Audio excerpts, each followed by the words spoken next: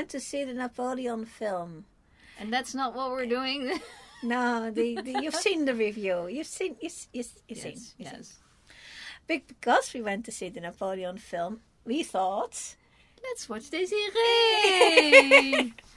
1954. This 1954 business happens to come up a lot. They seem to have made a lot in 1954. Some really good stuff. Some really good stuff.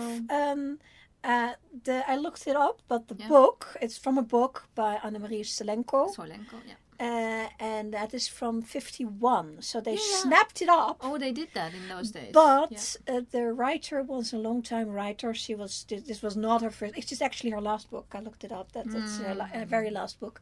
Okay. And she wrote many, many books, and some of them made to movies. Mm-hmm.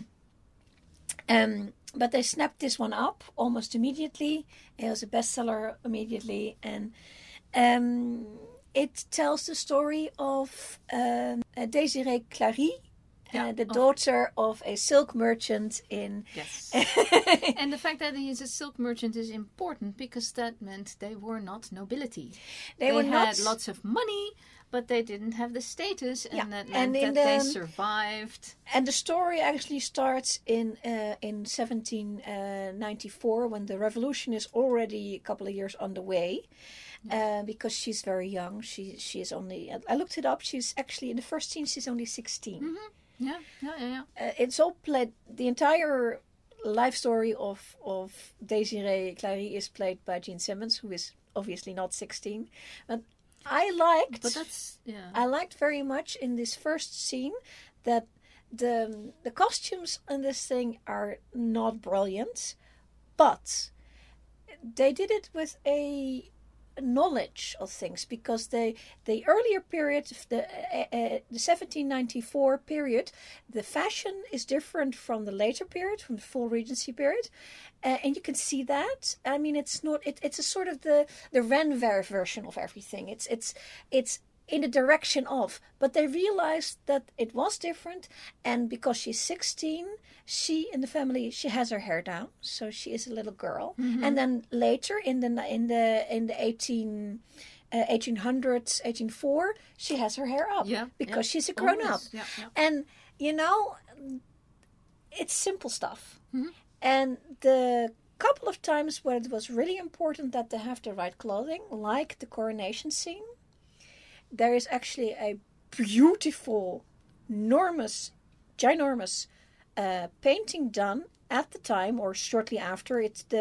Not everything that's in the painting is actually correct, because we now know that it's not like the mother was painted in, but she wasn't there. She wasn't there, yeah. So it was propagandized in by Napoleon himself. But that picture that it made, they tried to do that in the movie. Mm-hmm.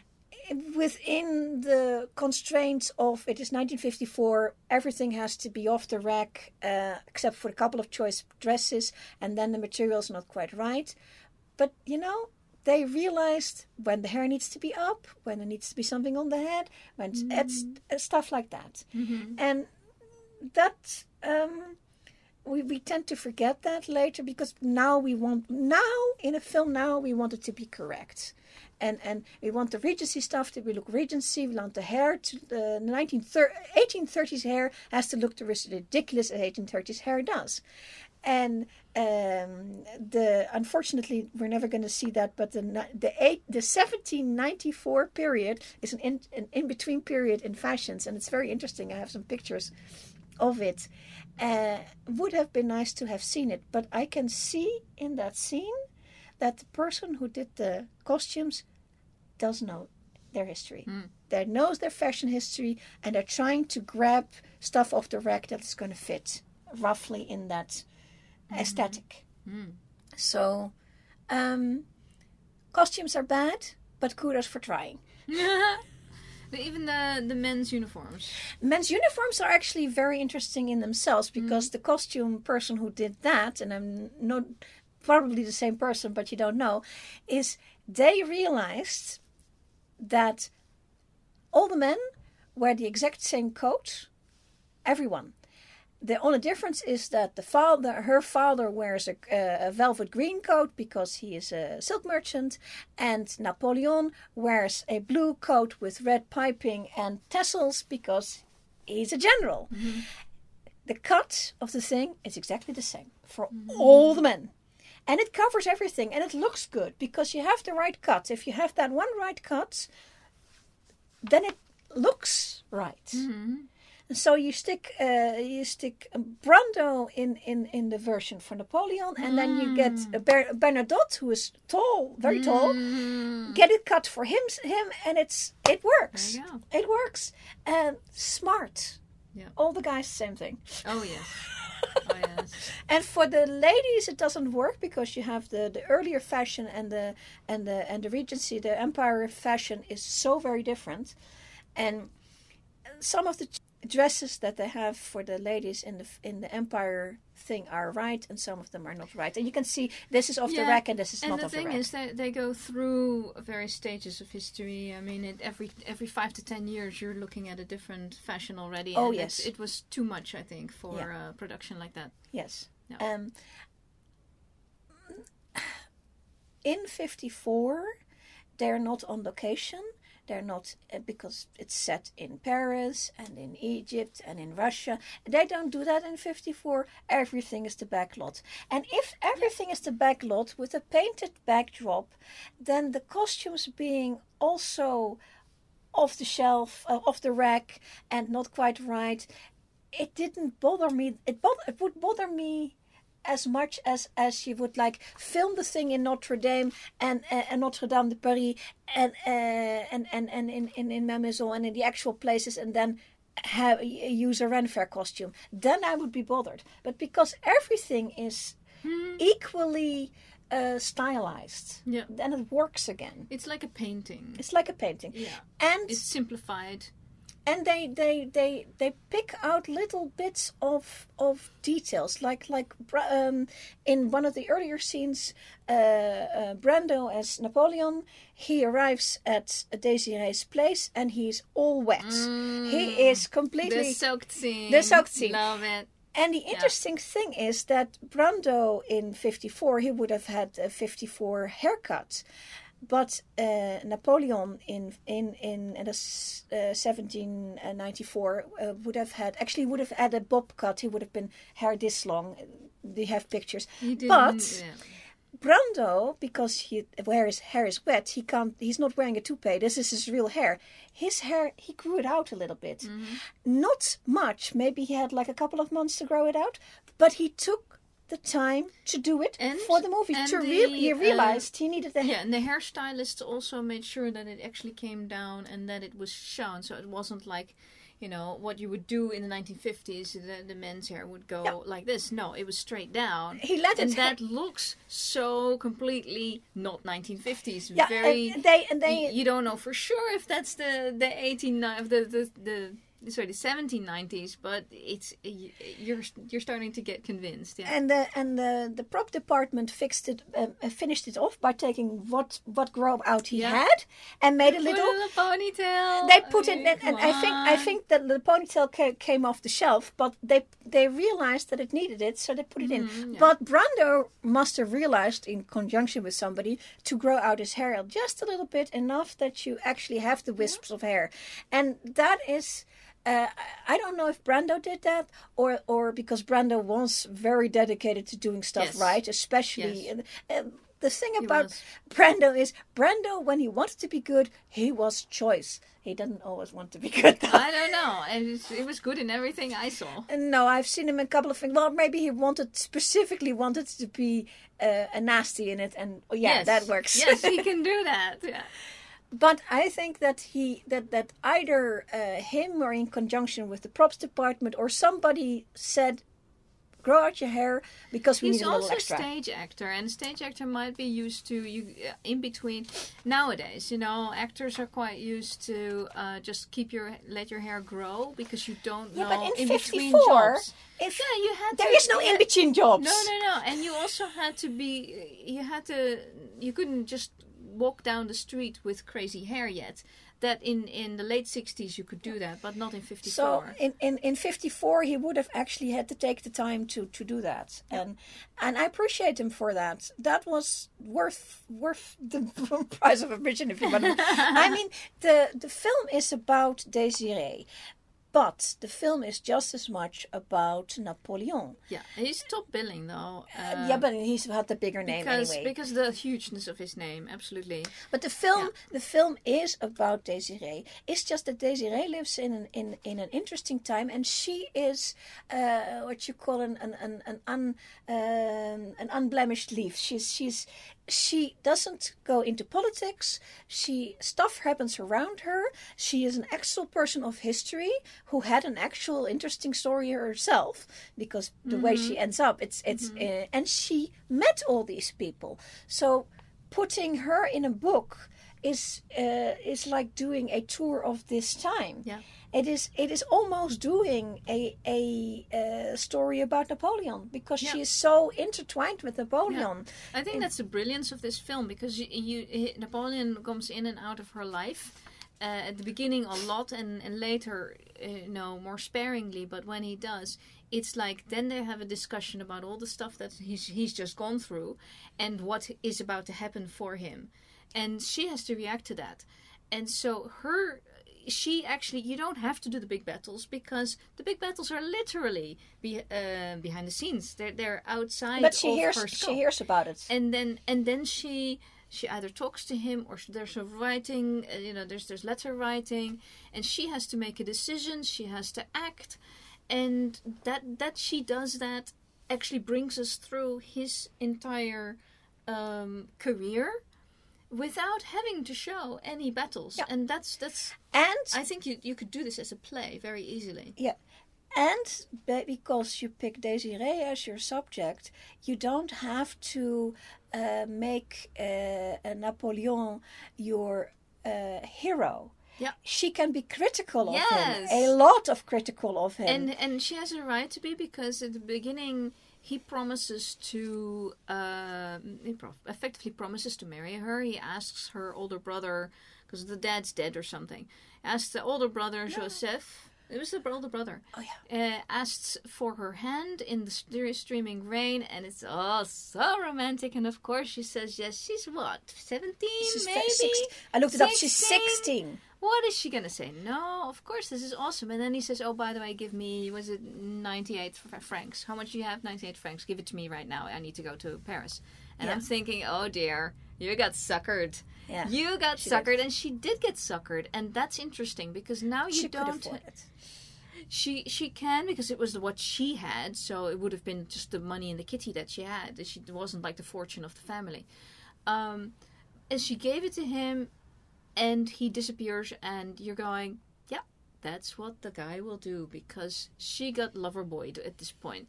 And he disappears, and then she goes after him to Paris, which I think is, it may have been a year later, because it was, the time does go on. There is a little time, but not much.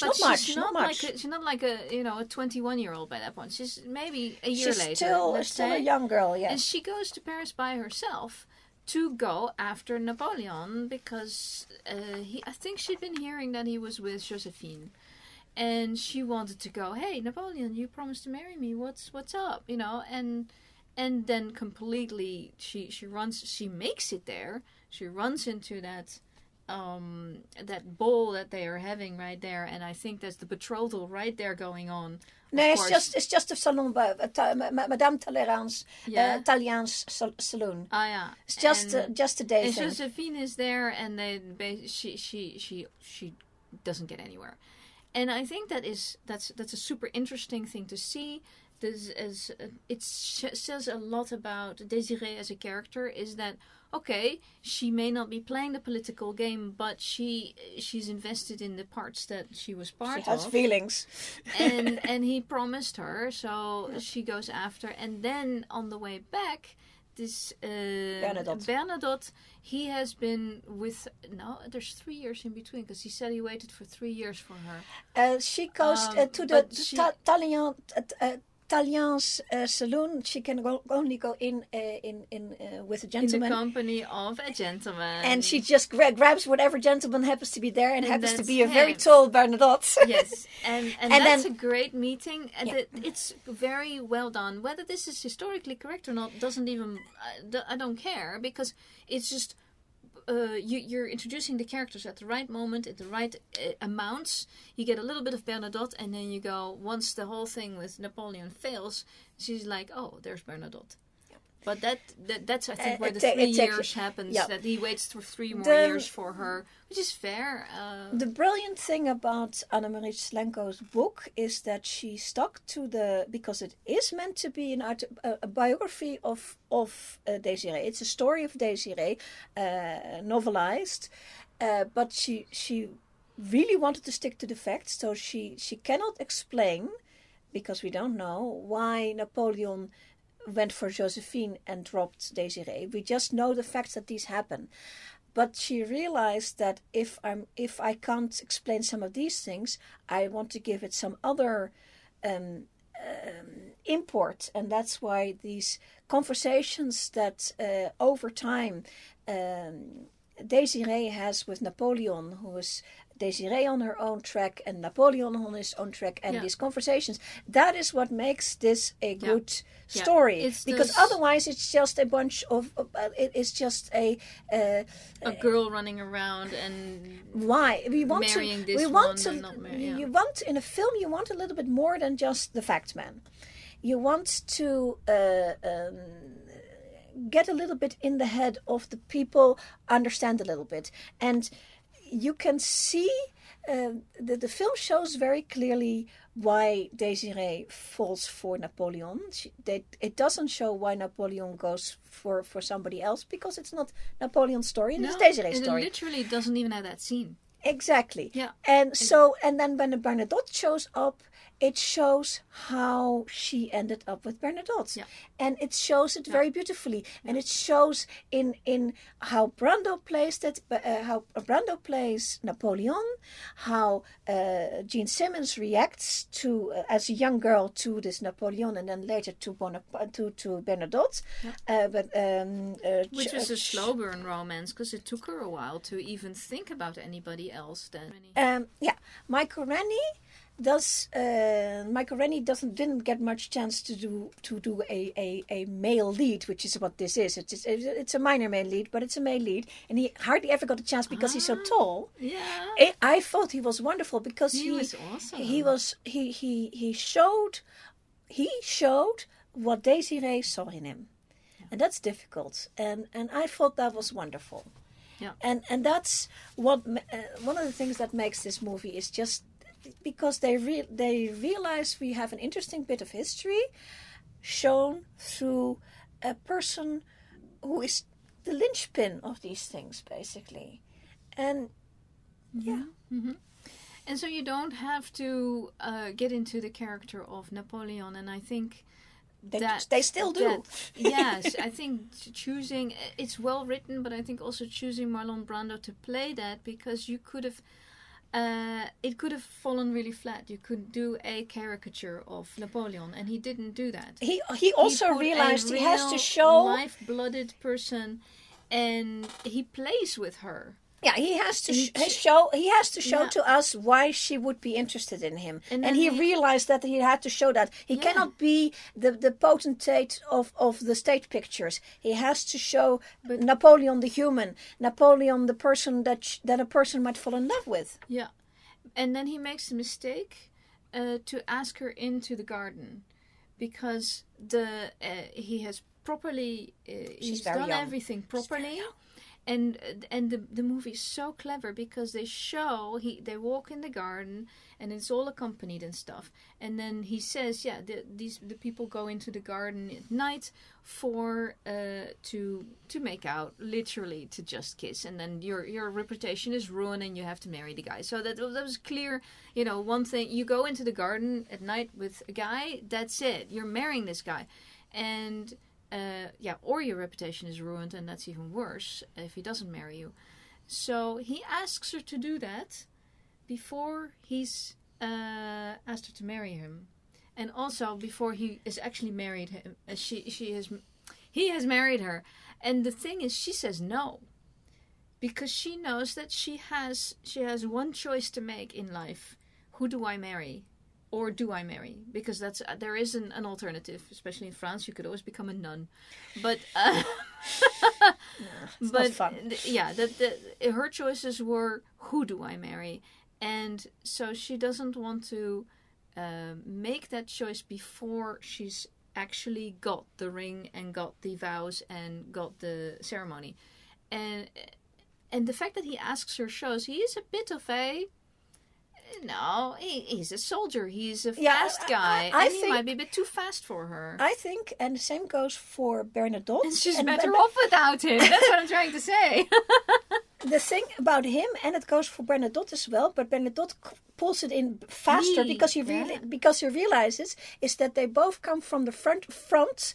They come from fighting. They come from harsh stuff, and they have to reassess about becoming a civilized human being again.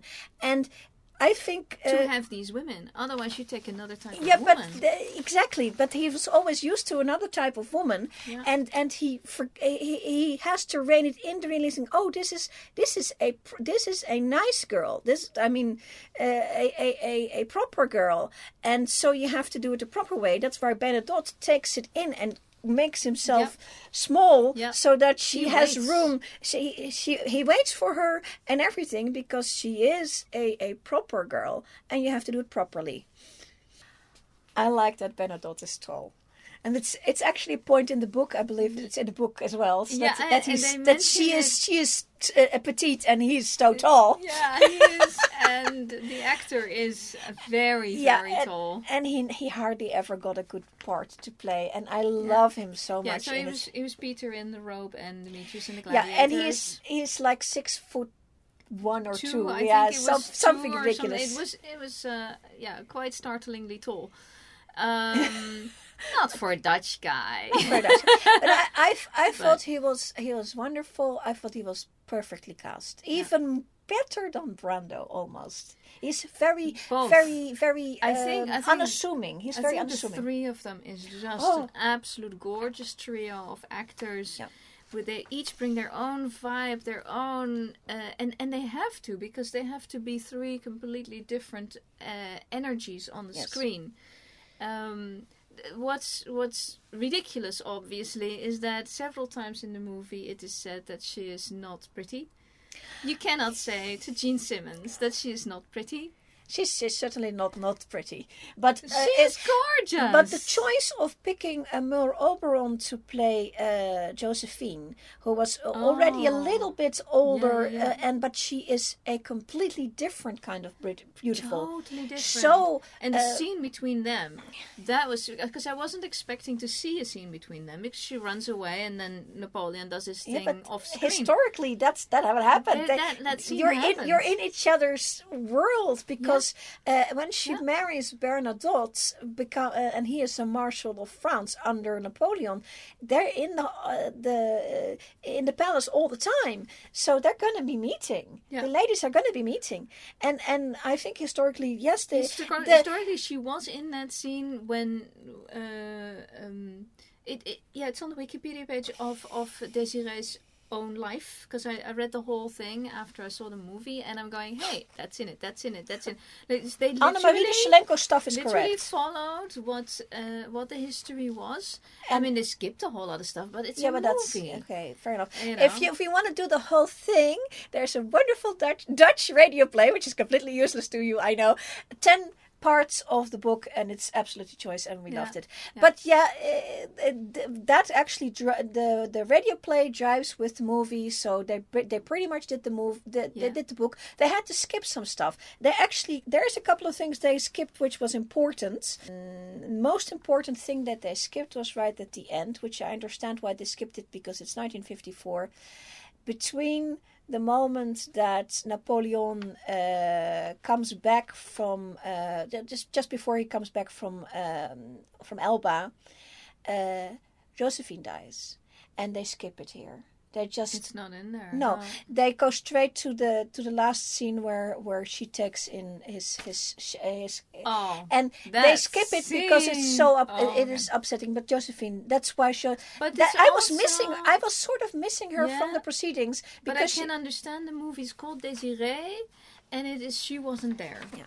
She wasn't involved in that happening, but they could have touched on it, and they could have had him say, "Now that Joséphine is dead, life is so much more horrible for me," or whatever. He could have made an emotional statement to her. Why not? I mean, they're on that. There was enough. There was enough to do. I understand. There was a lot to do. But I love that last scene because it's he actually surrenders Paris to her. Yes. It's like, bleep? bleep, bleep, bleep, bleep, bleep. That is such... I mean, this is in a day and age where women on film did not get given credit and agency. And historically... She did everything pretty much on her own terms. Whenever she could. I mean, not everything, but, As far as a woman could in those days. Historically, that scene at the end, you have to place that in a... He was being talked at... Napoleon was being talked at by several different factions. You are done. He knew. He knew he was done. But she's not the only person who came to him and say that. She was just one of the many, and one for the sake of the film. I know. So it's a romanticized version. But that's film shorthand that actually works because that entire scene, the entire last scene, harks back to pretty much the very first scene where they meet and where he talks about ambition and talks about plans. Destiny. Destiny. Destiny is the thing that they put in, and I think that's smart. gives him a motivation of character, which. In like the new Napoleon movie, there's no clear motivation of character or anything. But this, they actually say in the beginning, it says, I have a bigger destiny than that. She thinks in smaller terms. She is a bourgeoisie girl who is hoping to marry well, and that's about it. A nice captain of the whatever. And no, if his name starts with a B, that would be best. Already she had it engraved with a B, and it's still a B, so that's fine.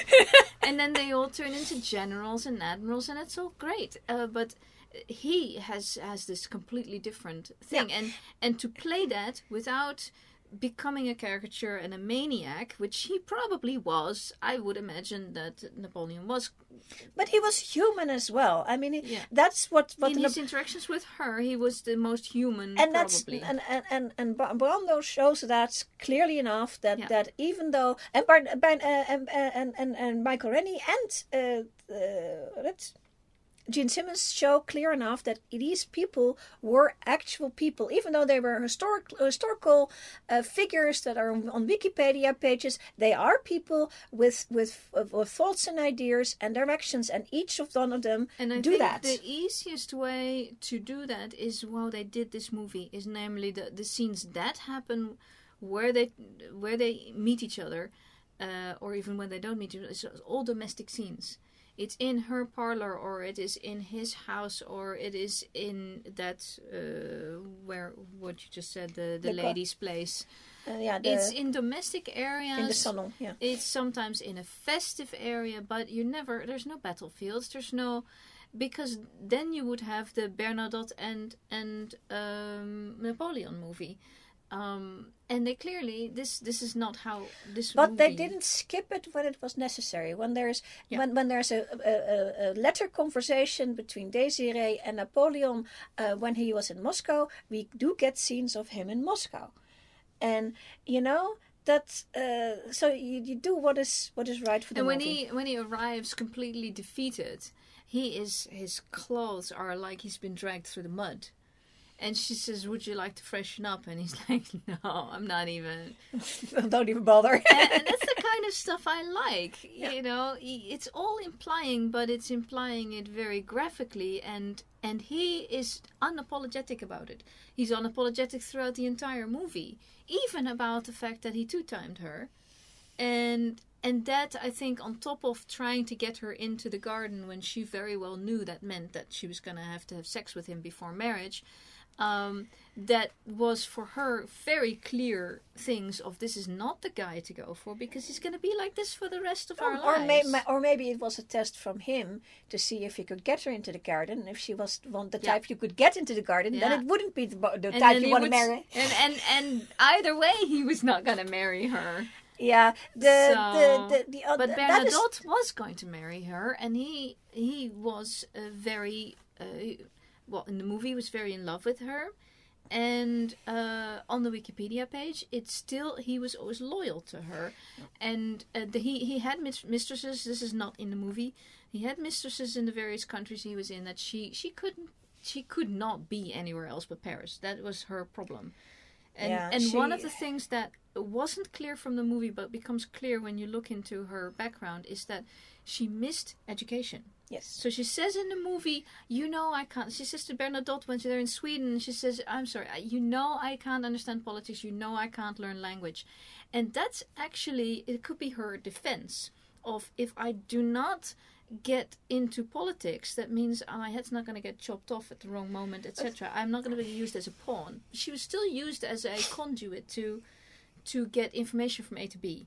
Several times in this thing. Yeah, but she could have been used politically very vilely but to his credit, Napoleon didn't do that. He could have done, but he didn't because she was as a crown princess of Sweden. She was in France, and France and Sweden were at war, and he could have ransomed her, and he didn't. He didn't do that because he says so. He says this is my hostage now. But that's he doesn't. He didn't actually do it. It was already at the last 2 seconds of that war at that point. But Bernadotte says, I have given my French and Désirée too. Citizenship, and when Napoleon comes to ask him, "You're going to stand with us against the Russians, right?" He's going, "No, I will do what is right for Sweden. I am not part of your entourage." And it's so you have these 3 very strong pillars of this movie. Yes. I would not at all underestimate Bernadotte in this movie. No. I mean, he's not on screen as much as the rest, but he is not a small role. It would be very interesting, but I think this is a case for the Swedes should make a film about Bernadotte. And they might have. And in combination with the French, because to get the French properly. Very interesting, and we would like to see it. Yes, please. Yes. And this film is from 1954, so saying that we want to see a new Désirée... Hey, come on. On paper, yes, but you can never get a new Brando again, and you can never get Jim Simmons again, or Michael Rennie again. You cannot replace these 3. So can you do it again, is the question. And then what would you do? But there are so many other... I mean, you don't need to pick Désirée. You could do a lovely movie about Joséphine. You could do a lovely movie about 5 and 20 different characters from this era, and Napoleon. There's the film about Napoleon. It didn't work because they picked Napoleon. Yeah, but I think that there's a lesson to learn there. There is a lesson to learn there because it is possible. Selinko knew instinctively, maybe she's like, I know I'm writing about Désirée because it's a super interesting character, and she was in with all of these people. Now, then you can actually talk about the political situation and what's happening around. The choice of Annemarie Selinko of picking Désirée to write about other than the fact that she may have wanted to write about a woman, but Selinko herself was I think Austrian. Had nothing to do with either Sweden or France. Yeah, so but maybe she was fascinated, and she seemed to have had a good hold on the history of it. The choices of picking a character to write about from this history, because if you want to pick like Marie Antoinette, and I have to say this, the set of books that Annemarie Selinko, in the world of books that she was writing, was like a pre-war selection of people in Germany who were writing biographical works of famous people like Marie Antoinette and a whole bunch of these. Oh, they were history buffs. She was one of those history buffs. So she was not part of a group, but she was in a select group of. It was a subgenre at the time, and one of the people you could pick, but somebody else had already done a really good biography about it, so she might not have done that, is Marie Antoinette. But the problem if you pick Marie Antoinette is that the story ends so absolutely dreadfully. Not only that, you can't actually take the story through to the end of the empire of Napoleon. Then you get the pre-revolution and the revolution. So you get an interesting chunk of history about a woman, but it ends so abysmally.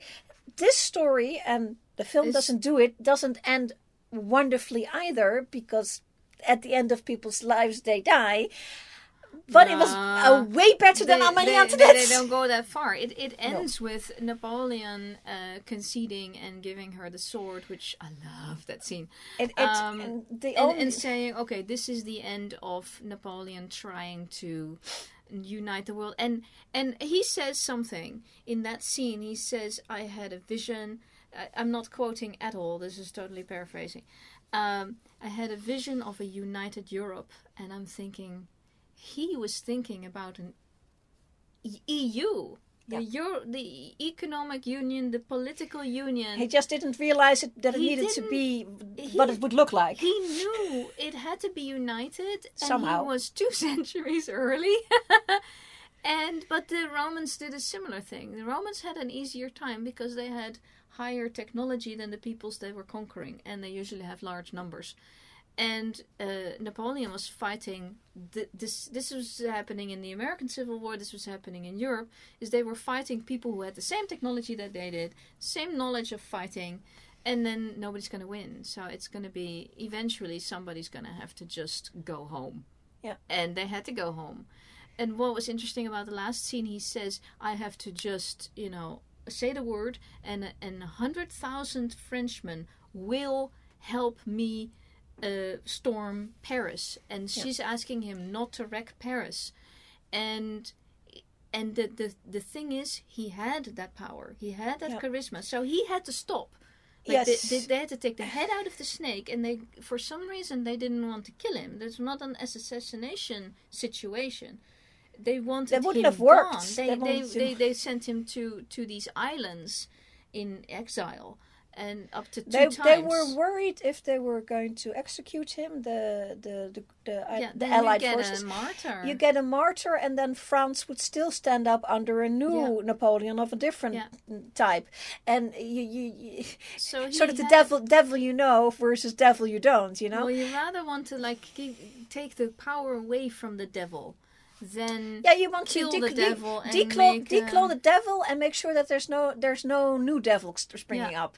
And in his mind, and I think Brando does this very well, and the text is the lines are good. Is in his mind he was doing something right. He was making a united Europe. And the thing is, oh my God, was he so doing it so the wrong way? No, that's not true. That's going too quickly, and both this film goes too quickly on that, and the new film as well.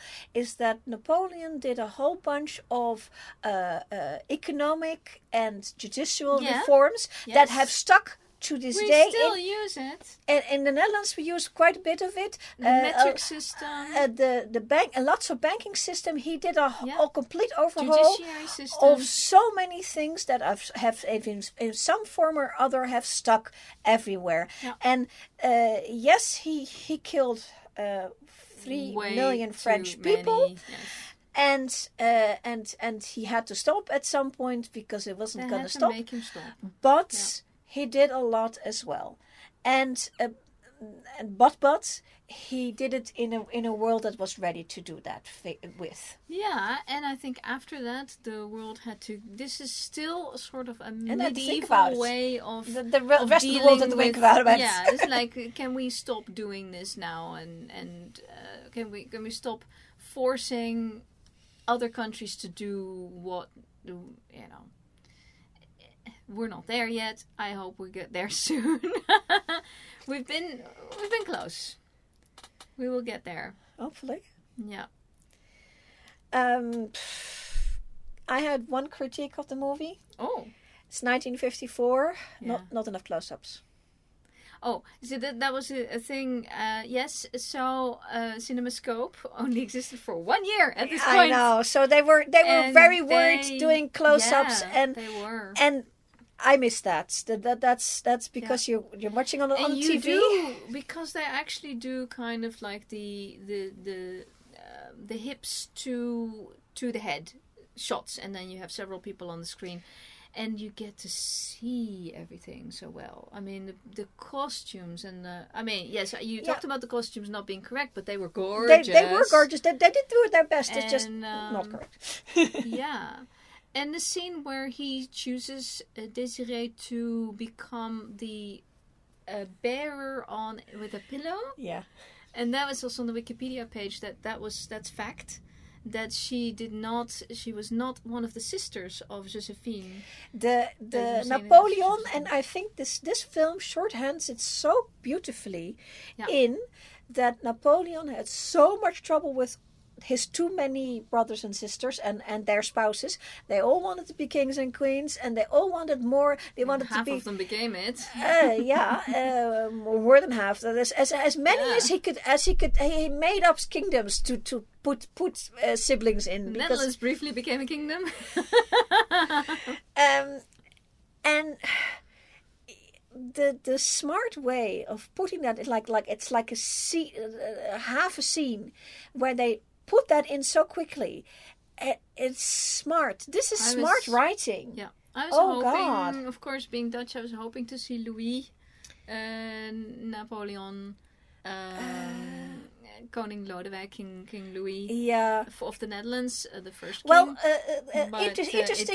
interesting fact that this film didn't go into because not interested in Dutch people, but Louis married Hortense, who's the daughter of Joséphine. Right. Because Joséphine did have children, it's just that they were from the previous husband and not from Napoleon. That was the problem. That's why he had to. So he had to Bonaparte. So the Hortense married Louis and then all the siblings wanted to be kings and queens. So because Louis was not a high flyer in the Bonaparte family, he made him king of the Pays-Bas of the Netherlands. You go do that, and they took Hortense. He was actually not bad. When they arrived at a stately house, Hortense went, is this the gatehouse? And then somebody says, no, this is the main palace. That's the Hortense never forgave Bonaparte for this shitty little country. They also didn't like the weather. Louis, locally known as Lodewijk, was actually a good king. He was a good king to the point that Bonaparte realized that, hey, he was doing it well. Because recalled him because you don't want that. Yes, as I understand it, he was actually really he was going to carve out his own kingdom here.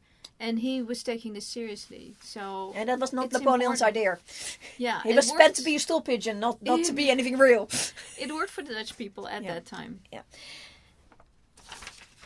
Annemarie Selinko wrote something that was correct with history. And then these people made that, took the way she constructed the story and plonked it into a movie. You can't go wrong. You're done. If you apply your normal film shorthand and your brains to it, and some good acting and some okay costumes and scenery, and you're good to go. So basically, this is sort of like brushes with history. You've got Désirée herself. She brushes with all these historical characters. She herself is a historical character. You could have even taken somebody that was adjacent to her and then get all of that. So you have more freedom to tell a story. When you look at War and Peace, you've got the three characters, and as far as I know, none of them are historical characters. Yeah, they're all they're fictional characters, and they are in this sweeping historic stuff, to the point where one of our protagonists is actually so close to Napoleon in Moscow yeah. that he could have shot him. Yeah. That was contemplating to shoot him. Yeah. And that's interesting. I think if you're going to do historical drama, you either have to choose your historical person very carefully and not deviate. Yeah, and now in the 2000 now you have to do actually what is on the wiki. Or you say we're going to do this historical person, and you will do it, but you have to make a choice. And Selinko made a choice because she said. She's not going to describe battles. She's not going to... You can do that all in... You get information coming to you, information going out. Even in the 40s and 50s, most people weren't, front row and center at the television or something. Well, they had film reels in the movies. You had the film books. Coming, and history the radio was coming to you all the time. But I mean with like history unfolding right now. We have front row center all the time for history, but people didn't. Because it was all coming first by Telltale, and then it was coming by pamphlets and by newspapers. Yeah, but, it was slow. It was long. It took forever. Selinko realized that she and the people who did similar things, they are the source of information. So what she put in her book had better be correct. Yeah. And as far as I can tell. Of her and a whole group of people who did that, they made sure it was correct. Yep. For as far as what they could have information. In this case, there's a lot of information about. This happened with the Becket play about Thomas à Becket. It was a French guy who had an incorrect source of history. Yeah. So he wrote it, and there are incorrections in them, and okay, so then that means that's going to be in the play, and we'll just do the play. Yeah, and if we make a movie from the play, with the little asterisk in the review that's saying that he made this assumption, because that's what the information that he got, but it is wrong, and therefore this and this is the assumption, and that is going to happen anyway because the written thing is going to be overtaken by newer information, and that is okay. But what you should make sure is that what you have is correct from what you have. What you have there in source material comes into your thing is correct. I would say be honest about what you're doing. If you're saying we're doing fiction, we're doing fiction. If you say we want to show how the French Revolution and the Napoleonic era was, then be correct. Yeah. And this or do Rin Tin Tin takes a time machine to... Why not? There's so many other stories to tell. But this movie, it did it very well, and it's extremely watchable. There's not one moment that I sat there going, gosh, this is from 1954. And there's other than very bare bone facts, it explains everything to you. You don't have to, if you're, I don't know, if you don't have a lot of information about, you've vaguely heard of a French Revolution, it will tell you everything that you need to know to follow this movie. It's there. Yeah. So it's for all audiences. Yeah. And it's very accessible. Yeah. And it showcases some really beautiful stars that had acting chops and like Michael Rennie didn't get that many opportunities. Roles, yeah. So we're happy to see him in that one, and Marlon Brando got lots of opportunities, and we're happy to see him in that one. Quite rightly, because he's a really good actor. He's that good. Yes, he can pull it off. Yeah. And then you also can think about if you have a heavyweight role like that, choose somebody who can pull anything off. Yeah, there are those out there. You have to do very selective. And it doesn't have to be the obvious one, because in this movie, they needed a pretty big actor to do that. But in the War and Peace, the entire role of Napoleon is like maybe 2.5 scenes. Yeah. So they have Herbert Lom do it. Yeah, and we'll have to do a review on that one. I have to re-see it, but I do remember him, and he was also very good. He's not quite as handsome as Marlon Brando, but he was also a great actor. Yeah, Herbert Lom. And so you could get conceivably for a modern interpretation of a Napoleon because now you could actually just rejuvenate somebody or because they can do that quite easily. Yeah, there's so many options now. But I think with this movie, the simplicity of the simple scenery, the simple but elegant costumes, and the choices, all the choices they make makes a movie. It goes with the world that she was living in. Things were, yes, there was a whole lot going on, but things were slower. You didn't have telephone, you didn't have telegraph, you didn't have radio, television, nothing. So she could only react to what was when people reveal information to her. Sometimes they would come in the middle of the night and they're going to barge in and have all this information and things that to be decided right now. And that's actually, I think that's how life was. Yeah. When you just don't, don't have that much news service that you can't see things coming. Very fits and starts. Yeah, and in between, so much time that you're sitting there wondering and what embroidering bees. Yes. So between this movie, if you want to see something with Napoleon in it, and the Napoleon 2023 movie, I would definitely go for this movie. It actually tells you more about Napoleon than the other movie. I'm sorry, but that's a fact. The conversations that this Napoleon has with Désirée are so more telling than anything that's in that movie. I'm sorry. And having a woman at the center of this movie is just really comfortable. I don't know that a man would find it less, cis male, whatever, would find it less interesting that it isn't the Napoleon movie. And by the way, there's other characters. I don't know. The only thing that to rebrand this one as a Napoleon movie is that you don't get enough of the battles. Yeah. Because that is part of Napoleon's. But this movie is not about Napoleon. It's about Désirée. This is why it's called Désirée, and it's not why. This is why it's not called Napoleon and Désirée. It's literally what's on the tin. And it was surprising to me the first time because I didn't know the history that she literally ends up being Queen of Sweden. And I'm like, okay. She didn't know that was going to happen. Nobody knew that was going to happen. It's like, talk about out of left field. Because as a choice of heroine for your book, she is such a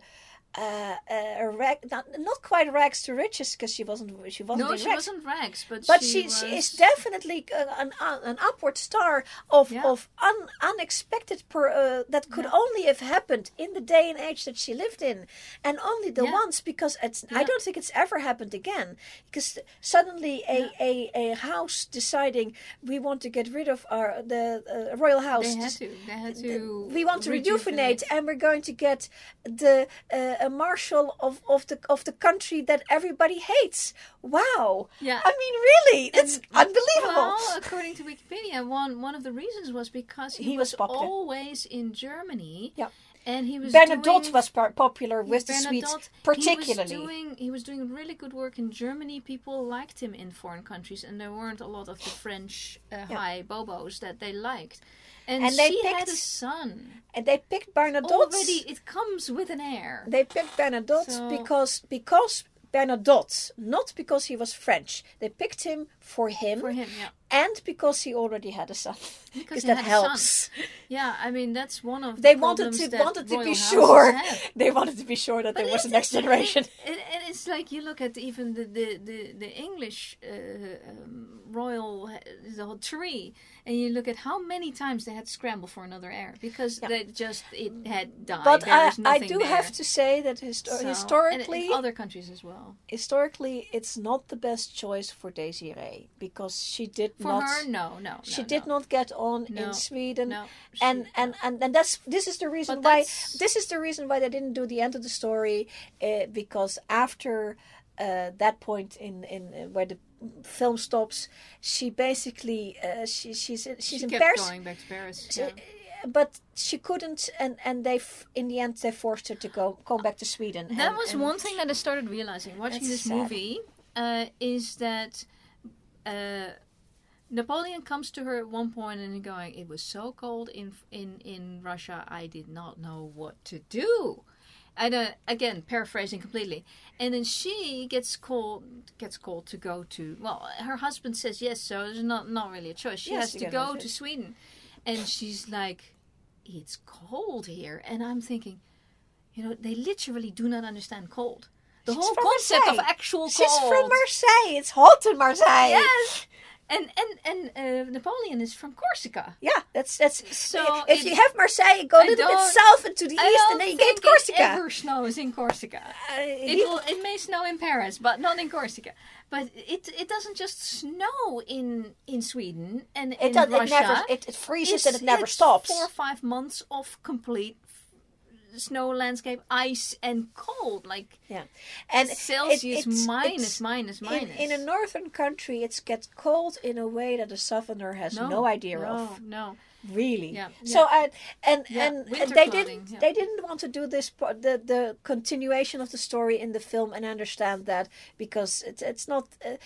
This is a good point to let it end, because then you have the begin scene where Napoleon and Désirée meet. That's how I saw it. The end beats their last scene, and so even though the film is called Désirée, it is Désirée and Napoleon, but Napoleon in a smaller bracket. Yes, it is what she her life journey with Napoleon, and it ends with her asking him to give up Paris and going to that island that he can't get out of, because the first time, the first one he said they knew I could escape. Well, he says I could escape from there, and he did. And he says this is one I cannot escape from. Took him took a little effort. Yeah, 300 days. He wasn't even there a year. Oh yeah. So that's the thing, and I like that it was very overt. It was very clear that it was in the lines what Napoleon says about himself. Because you can't, if already the action is happening off screen, you have to have it in the lines that they talk about things. There's lately been complaint about exposition, too much exposition in things, but exposition, you can also have too little. It has its places. You have to expose in a certain. No, that's something else. Expose in certain points. Because you don't have enough time. Yeah. You don't have enough time to show everything. If you try to show everything, then you run out of time for your actual plot. You know, and so you have to shorthand the right things. You shorthand in the way in exposition, and you shorthand sometimes in things you see, but it has to be the right things at the right time. Yeah. And the thing of the scene with the handkerchief, in that scene with the handkerchief, he crowns like 4 of his sisters quickly princesses, and he does a whole bunch of things very quickly, almost exposition, but some of it shorthand, some of it. It is a masterclass in how to do it. It is. Oh, that scene, yes. All of that. I mean, I was always almost wondering if it had been a play or not. But I think it's direct for a good book, and then a good screenplay writer, and then some good actors. So this is my advice, maybe our advice, so let me know, to all the producers out there, is there's so many good books. Oh God. Why are you scrambling for scripts so out of nothing? There's so many good stories out there that haven't been filmed yet. Because they have to pay them for them. Well, they have to pay the scriptwriters as well. Exactly. So, no, one way or another, excuse. One way or another, you're going to pay for it if you don't get the good book in. Yeah, exactly. And having a failing movie, Selinko, you can't afford a failing movie. And picking Selinko for a book that came out like a couple of years earlier, it was a no-brainer for them because they knew it was a good book, and it was there was a no-brainer. Bestsellers are coming out now. This entire film is kind of a no-brainer. No-brainer in the choice of book, of the actors, of how to put it together. It's So that's my thumbs up. Yes, it does. And it's my opinion. And that's my opinion. And we're sticking to it.